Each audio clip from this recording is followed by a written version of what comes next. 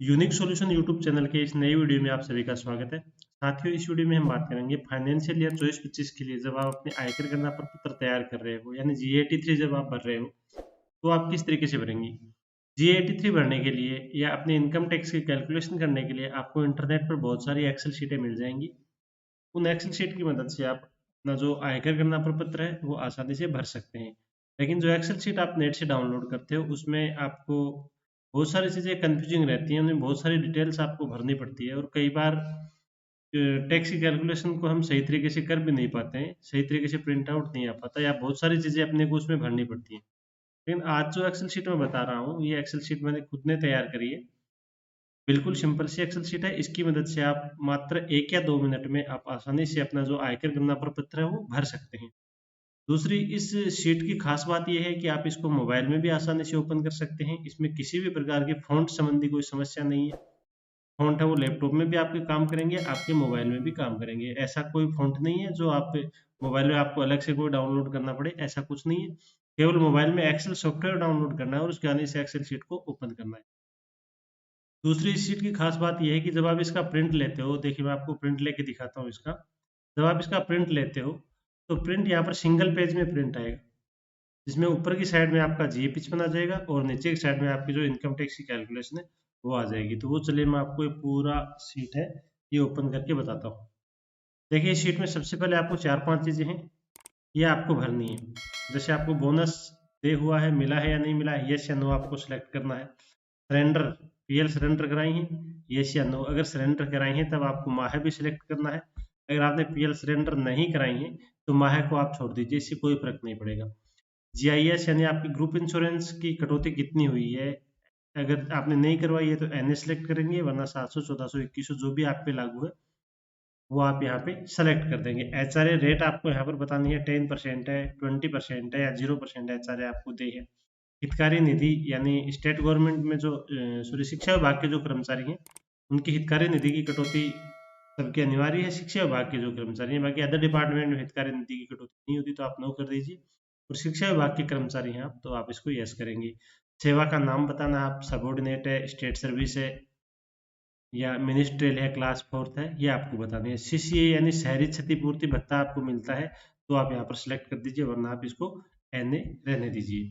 तो ये 4-5 चीज़ें आपको यहाँ पर सामान्य सेलेक्ट करनी है। इसके बाद आपकी पर्सनल डिटेल है, इसमें आप अपना नाम भरेंगे, पोस्ट भरेंगे, pan number, SI number, ten number, GPF number, bank account number और मोबाइल नंबर। तो ये 4-5 चीज़ें आपको यहाँ पर फिल कर देनी है। साथ में यहाँ पर आप ऑफिस का नाम भी भरेंगे। ये सारी चीज़ें एडिटेबल है। इतना करने के बाद में आपको केवल और केवल आपको यहाँ पर जो आपका मार्च 2024 का बेसिक है वो यहाँ पर आपको भरना है। इस बेसिक के अकॉर्डिंग आपका जो जीएपी है वो ऑटोमेटिक पूरा तैयार हो जाएगा और आपकी जो इनकम टैक्स की कैलकुलेशन है वो भी अपने आप आ जाएगी। तो साथियों, ये जो एक्सेल शीट है अगर आपको लेनी है या इसके द्वारा आपको कैलकुलेशन करनी है तो आप स्क्रीन पे जो नंबर दिए गए हैं उस पर आप संपर्क कर सकते हैं। तो चलिए इस एक्सेल शीट को आगे बढ़ते हैं। साथ में अगर आपको इसमें कोई कंफ्यूजन है या आपके कोई टेक्स्ट में कोई कैलकुलेशन में कोई मिस्टेक होती है या कोई गलत एंट्री आ जाती है तो आप स्क्रीन पे दिए गए नंबर पे संपर्क जरूर करें। साथ में इस एक्सेल शीट में कोई अपडेशन आप करवाना चाहते हैं तो भी आप संपर्क कर सकते हैं।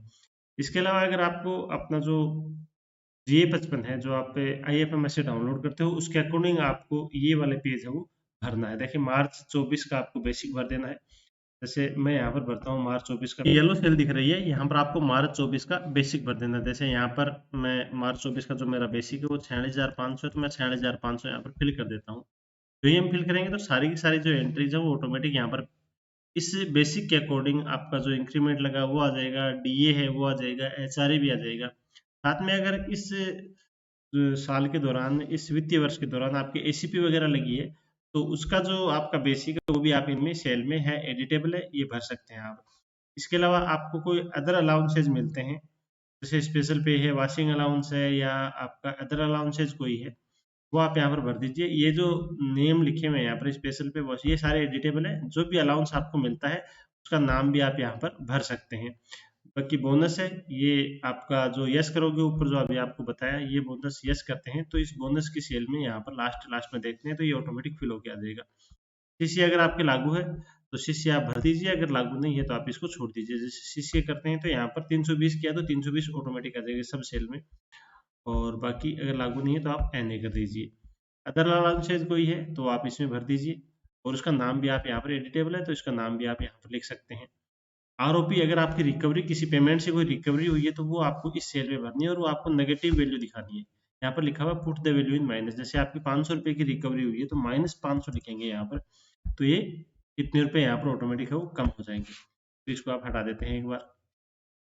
यहाँ पर आपकी ग्रोस सैलरी आ जाएगी इस, और बेसिक के अकॉर्डिंग यहाँ पर आपका जीपीएफ की कटौती जो है वो ऑटोमेटिक यहाँ पर आ जाएगी। अगर जीपीएफ की कम ज्यादा है आपकी कटौती तो आप इनको एडिट है वो कर सकते हैं। ऐसा ही कटौती आपकी यहाँ पर ऑटोमेटिक आएगी अपने बेसिक के अकॉर्डिंग। अगर कम ज्यादा ऐसा ही है तो आप इसको घटा बढ़ा भी सकते हैं। ऐसा ही लोन आप यहाँ पर भरेंगे, आरजीएचएस की एंट्री ऑटोमेटिक आएगी।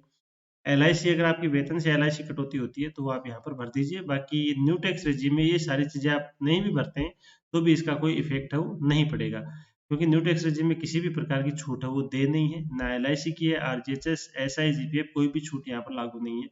ये केवल चीजें हम इसलिए भर रहे हैं ताकि अपना जो नेट पेमेंट है वो अपन मिलान कर सके कि अपने को नेट पेमेंट कितना दे होता है, हमारा टोटल डिडक्शन कितना, उसके लिए हम ये भर रहे हैं। बाकी आप नहीं भरो तो भी इससे कोई फर्क नहीं पड़ेगा।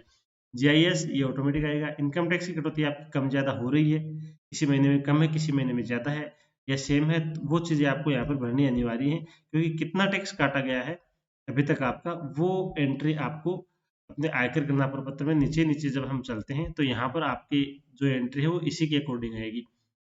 तो ये आपको सही तरीके से भरना है, और आपका जो ओरिजिनल GA है इसके अकॉर्डिंग आपको यहाँ पर वो मिलान कर लेना है कि आपको नेट पेमेंट कितना दे हुआ है। इसके बाद में नीचे यहाँ पर DA एरियर है, जनवरी फरवरी का DA एरियर, या अगर आपको कम ज्यादा मिला है तो आप इसको घटा बढ़ा भी सकते हैं। ये जुलाई से अक्टूबर तक का एरियर है, सरेंडर का एरियर है, इसकी एंट्री ऑटोमेटिक आएगी।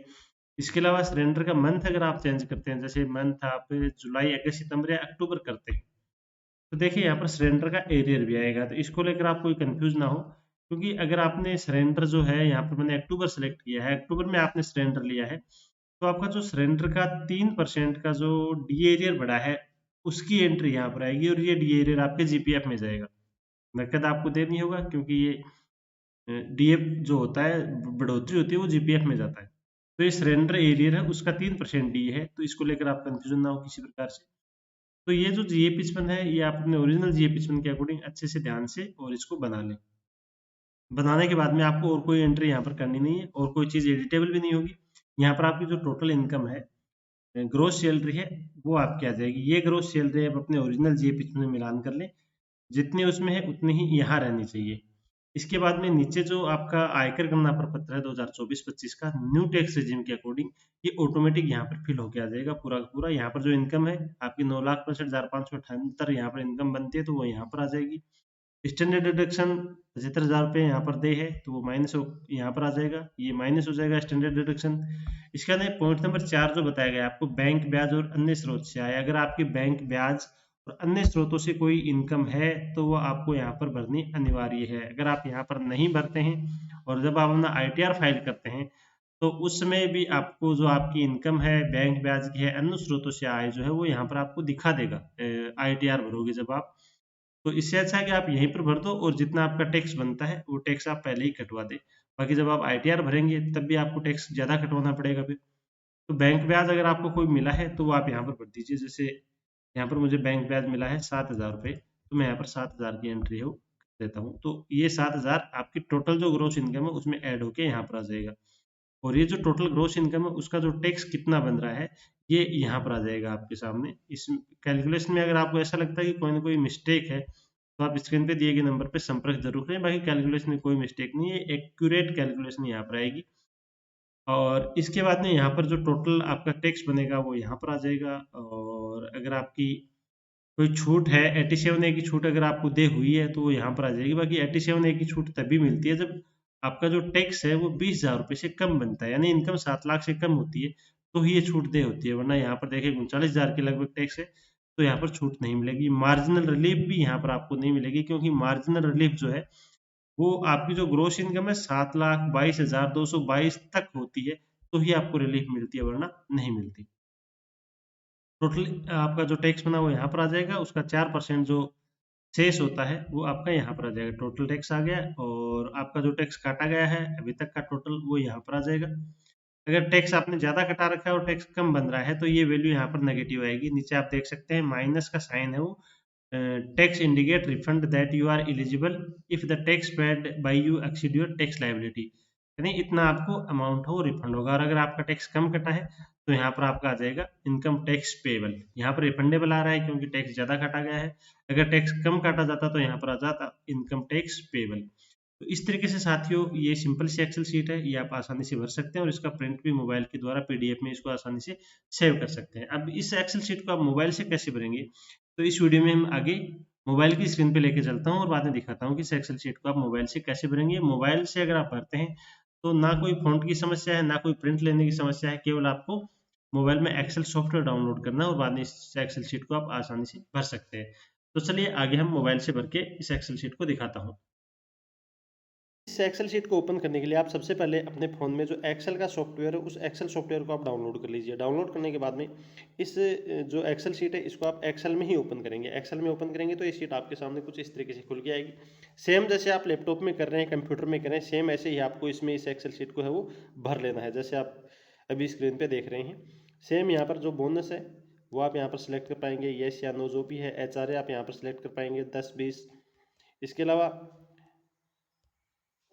CC है, GIS है, सिलेंडर का मंथ है, सेवा का नाम है, ये सारी चीज़ें जैसे आप लैपटॉप में भरते हैं वैसे आप यहाँ पर भर लेना है। मेन चीज़ है कि इस जो एक्सेल शीट है इसको आपको एक्सेल सॉफ्टवेयर में ही ओपन करना है। इसके बाद जब आप इसका प्रिंट लेते हैं तो प्रिंट लेने के लिए आप सबसे पहले मैं एक बार दिखाता हूँ आपको।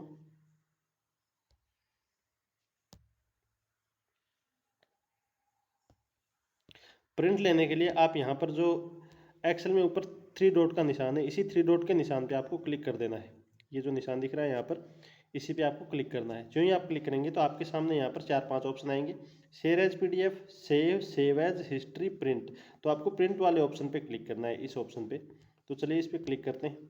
जो ही आप क्लिक करेंगे तो आपके सामने फिर से 3-4 ऑप्शन आएंगे। तो इसमें जो सेकंड नंबर का ऑप्शन है स्केलिंग, इस स्केलिंग में आपको जो है वो चूज करना है fit entire sheet on 1 page, यानी पहला जो ऑप्शन है ये आपको यहाँ पर चूज करना है। Fit entire sheet on 1 page, यानी ये जो एंटायर शीट है एक पेज पे फिट हो जाए। तो चलिए इसको सेलेक्ट करते हैं और इसके बाद नीचे आपको जो ऑप्शन दिया गया है प्रिंट का ऑप्शन दिया गया है, इस प्रिंट वाले ऑप्शन पे क्लिक करके आपको प्रिंट कर देना है। तो इस पर हम क्लिक करेंगे। मेन चीज़ है यहाँ पर जो आप इसको प्रिंट करते हैं तो आपका नेट है वो उसमें चालू होना चाहिए, क्योंकि एक्सेल सॉफ्टवेयर जो है वो इंटरनेट से और डाटा को वेरीफाई करता है, क्योंकि माइक्रोसॉफ्ट का जो ऑथेंटिक सॉफ्टवेयर है एक्सेल, तो उसी के अकॉर्डिंग है ये फाइल आपकी प्रिंट होके आ जाएगी। तो चलिए देखते हैं। तो इस तरीके से देखिए अभी आपके सामने सेव एज PDF का ऑप्शन आ गया और ये जो GA55 की जो तो इस तरीके से देखिए आपके सामने सेव एज PDF के रूप में और ये प्रिंट होके आ जाएगी। और यहाँ पर ऊपर आपके सामने एक ऑप्शन मिलेगा PDF का, इसी PDF वाले ऑप्शन पे क्लिक करना है। जो ही आप क्लिक करेंगे तो ये आपके फ़ोन की जो स्टोरेज है वो ओपन हो जाएगी और यहाँ पर आप किसी भी नाम से इस फाइल को सेव कर सकते हैं। जैसे मैं मेरे नाम से इस फाइल को सेव करता हूँ तो ये फाइल सेव हो गई। और इसके बाद मैं आपको ओपन करके दिखाता हूँ कि सिंगल पेज पे किस तरीके से आएगी। ओपन करते हैं इसको एडोब रीडर में। तो देखिए इस तरीके से ये फाइल है आपके सामने ओपन होकर आ जाएगी। जो पहला पेज है, जैसे आप अदर एक्सेल शीट से जब आप इनकम टैक्स की कैलकुलेशन करते हो तो आपके सामने 2 पेज आते हैं, और इस एक्सेल शीट से आप सिंगल पेज में और GA55 की कैलकुलेशन और आयकर गणना प्रपत्र की कैलकुलेशन है वो दोनों आसानी से कर सकते हैं। ऊपर वाला जो पेज है इसका ऊपर वाला पार्ट जो है, ऊपर वाला पार्ट जो है ये GA55 का पार्ट है और नीचे वाला जो पार्ट है वो आयकर गणना प्रपत्र का पार्ट है। तो साथियों इस तरीके से आप लैपटॉप से या मोबाइल से किसी भी तरीके से इस एक्सेल शीट को आप आसानी से भर सकते हैं। ना कोई फ़ॉन्ट की समस्या है, ना और कोई दिक्कत है। फिर भी अगर आपको कोई टेक्निकल इश्यू रहती है इस शीट में या कोई कैलकुलेशन में आपको लगता है कि मिस्टेक है, तो आप स्क्रीन पे दिए गए नंबर पे संपर्क जरूर करें। मिलते हैं अगली वीडियो में, तब तक के लिए धन्यवाद। साथ में आप इस एक्सेल शीट को और बेहतर बनाने के लिए कोई सुझाव देना चाहते हैं तो भी आप स्क्रीन पे दिए गए नंबर पे संपर्क कर सकते हैं। Thank you.